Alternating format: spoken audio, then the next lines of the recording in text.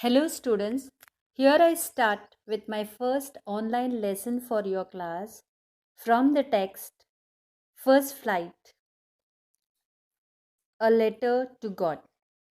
Friends, in our good times, we hardly remember God, but when trouble starts, we can think of no one but God.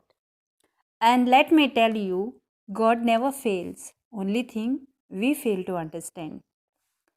A similar story we are going to learn in the lesson A Letter to God by G.L. Fuentes. Lencho was a very hardworking farmer. His house was set on the crest of a low hill.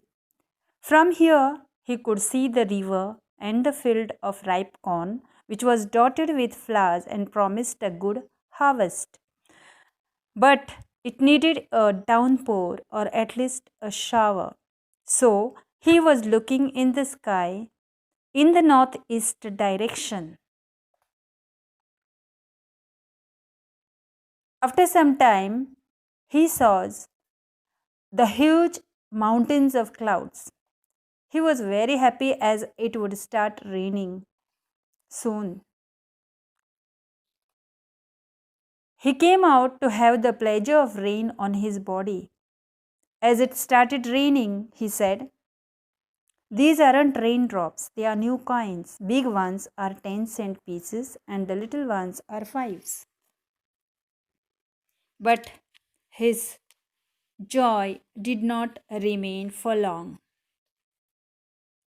because soon the rain changed into hailstorm.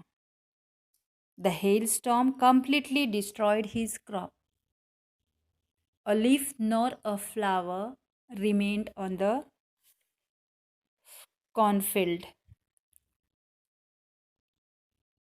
His field looked white as if it was covered with salt.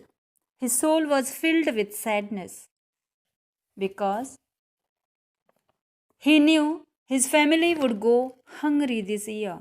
He did not have any money to sow his field again. Lancho was deeply troubled, but he did not give up hope. He was taught to believe in God from childhood. He knew God sees everything and would not let him die of hunger, so he decided to write a letter to God and requested him to send 100 pesos to sow his field again.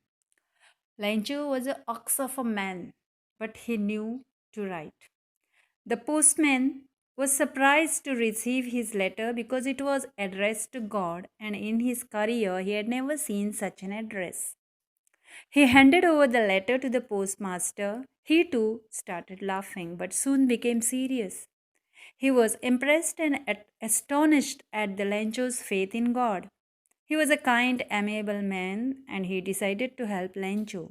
He collected money from his employees, contributed from his own salary. Some of his friends obliged and contributed for the act of charity, and this is how the postmaster could collect 70 pesos. He put the money in an envelope and sent it to Lencho by writing God on it. Lencho received the letter.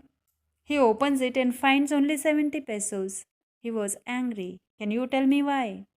Because he thought the post employees must have taken the 30 pesos, so he writes a second letter to God requesting him to send the 30 pesos to him but not to send it by post because the post office employees are all a bunch of crooks. And this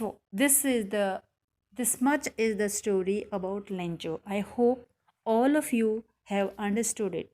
Supposing you have not understood properly, listen to the story again and again and also read your textbook.